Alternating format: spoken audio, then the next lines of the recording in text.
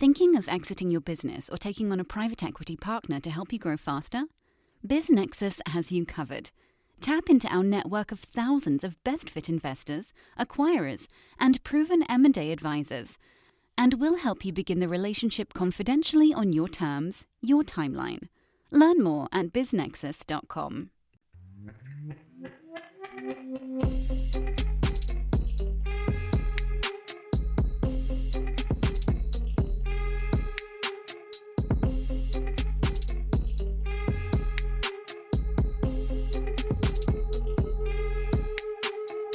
Disclaimer from the always present legal team: podcast conversations don't necessarily reflect the views of BizNexus Incorporated. Everything you hear is informational news and updates from around the industry. We're not recommending any investments. We're not offering any investment advice. Be sure to do your own homework.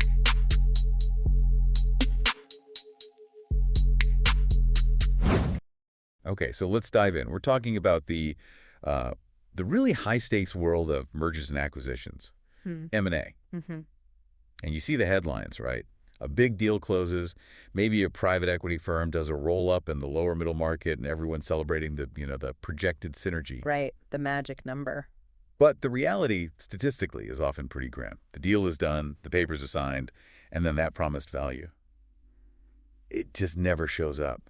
Or it's so delayed that it's almost meaningless. It's this huge paradox in business, isn't it? The strategy seems solid, the financials are perfect, all the due diligence checks out, and then post-close execution just slams into a brick wall, and that wall is always operational. Especially in that lower middle market space. Oh, absolutely. I mean, you've got lean teams, tight resources. They just can't afford months, let alone years of paralysis while they figure out the integration. And that operational paralysis, that's exactly what we're going to unpack today. Our whole mission for this deep dive is to find that path forward by bringing clarity and control into that super messy post-merger phase. Yeah, trying to figure out how organizations can actually align their people, their processes, and their system. Right, under one vision, and do it fast enough to actually capture the value they just paid a premium for. And, for our deep dive today, we're really leaning on some key insights from a use case spotlight on M&A integration that was provided by Business Optix. Okay. And their analysis makes it pretty clear. The difference between, say, generating synergy and just generating a ton of complexity, it really just boils down to one thing. Which is? Immediate visibility. Visibility into all those operational friction points. If you can't see what's broken or what's duplicated, you just can't fix it. So for you listening, whether you're, sitting on an integration team yourself or you're just trying to get your head around why these huge business bets sometimes go sideways, we're going to walk through the exact crisis points that destroy value.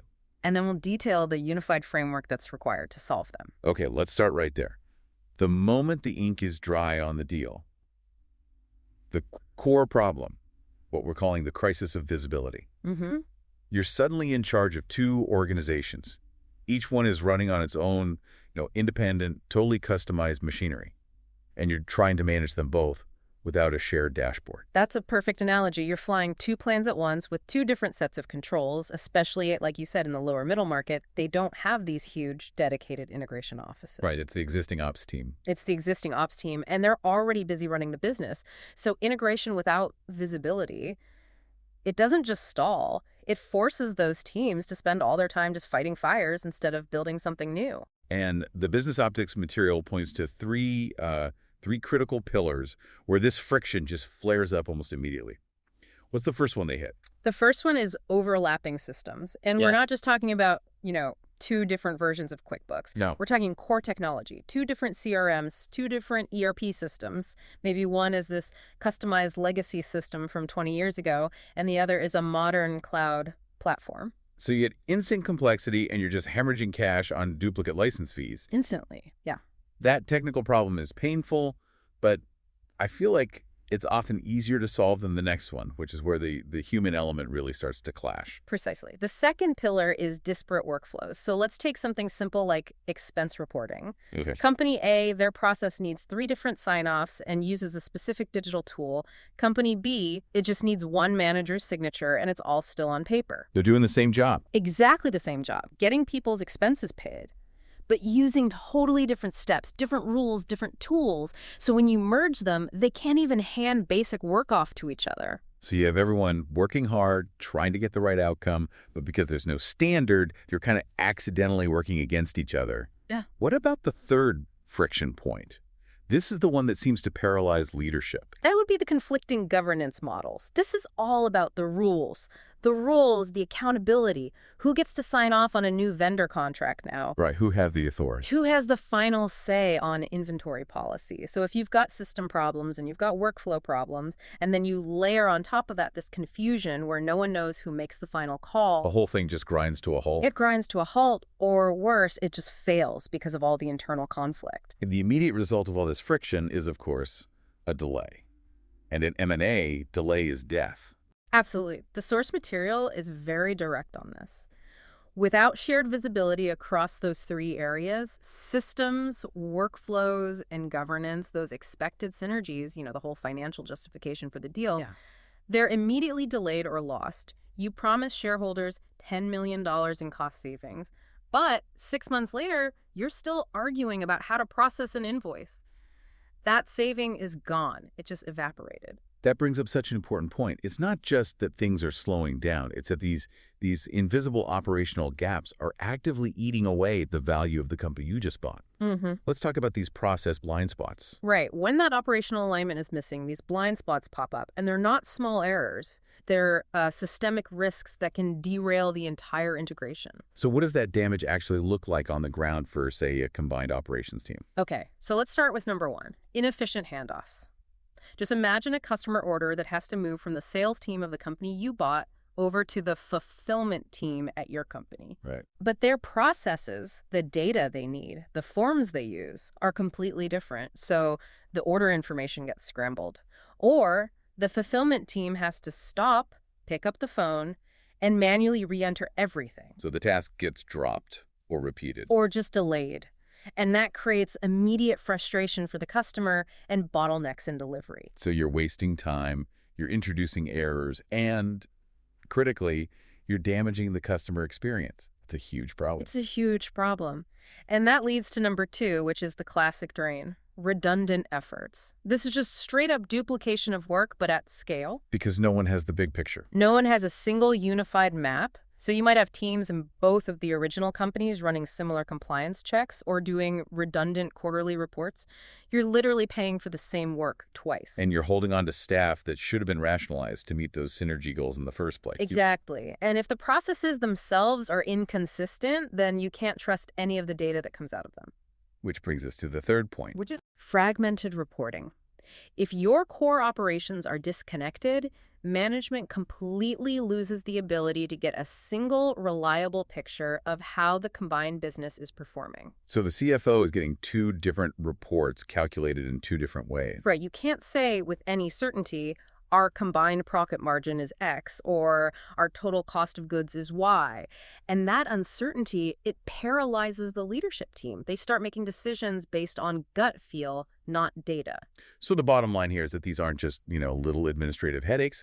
They are actively undermining the financial case for the entire deal. That's it. You paid a premium for simplicity and efficiency, and what you got instead is complexity and delay.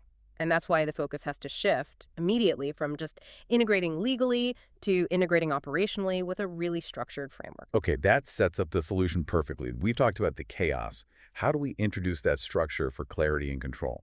The source material suggests it's not about just throwing consultants at the problem, but deploying a unified three-step approach. That's exactly right. The solution lies in that structured, deliberate standardization. It's especially vital in that, resource-constrained environment of the lower middle market. Sure.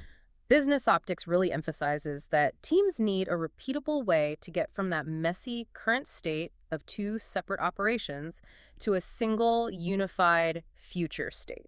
And it's not just about the bigger company forcing its way on the smaller one. No, it's about making an informed, data-driven choice about what's actually best. So let's get into the mechanics. What is the absolute first step to get that clarity? Step one is map and compare. Before you change a single thing, you have to visually map the current state processes of both companies end to end for every critical function. Order to cash, prepare to pay, all of it. All of it. And you have to do it using a common language so you can actually compare them side by side. This is how you create that shared dashboard we talked about. It gives you the visibility to see exactly where the overlaps, gaps, and friction points are. I can see how that forces some objectivity into the conversation. It stops being, my process is better than your process, and it becomes, here are the two processes documented. Let's look at the data. Right. So what happens once you have that side-by-side comparison? That comparison is the fuel for step 2. Standardize best practices. You use that deep process data to analyze and pick the single most effective, most efficient practice from either company. So this is where the smart selection happens. This is the crucial moment. Maybe the smaller company you acquired has a much faster way of managing inventory. Great.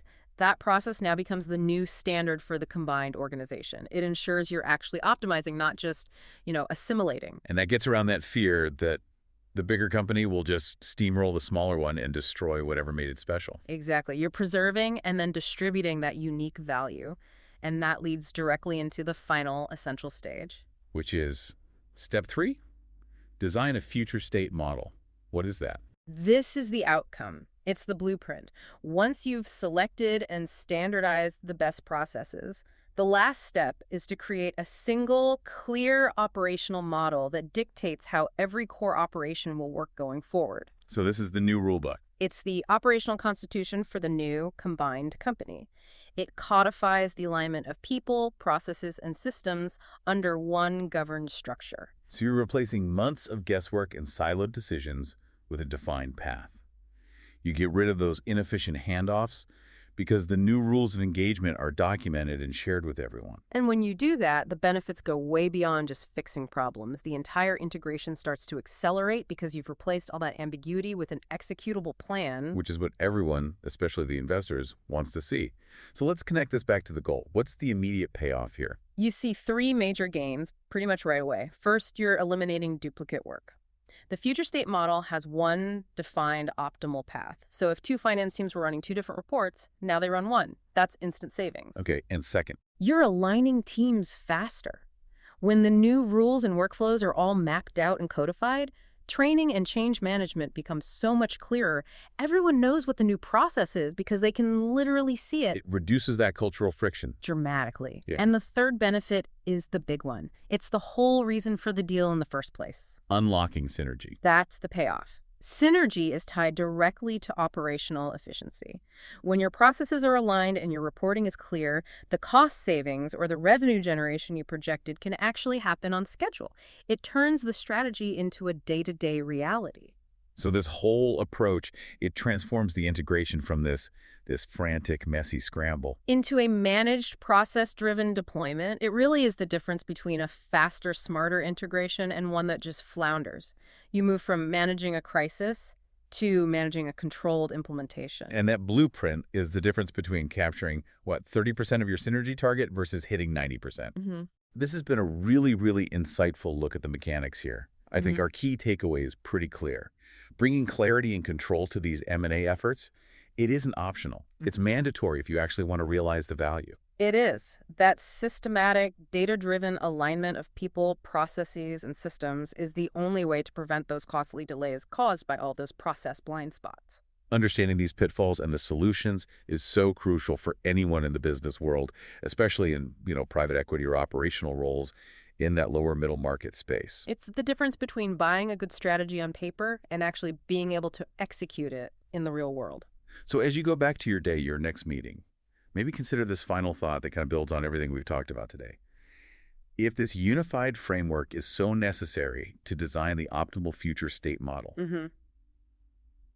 how much of the acquired company's original, unique, successful culture and its way of operating is inadvertently lost in that necessary but often rushed drive to standardize everything? That's the real art of it, isn't it? The ability to standardize and gain control while at the same time preserving the unique essence that made the company valuable in the first place.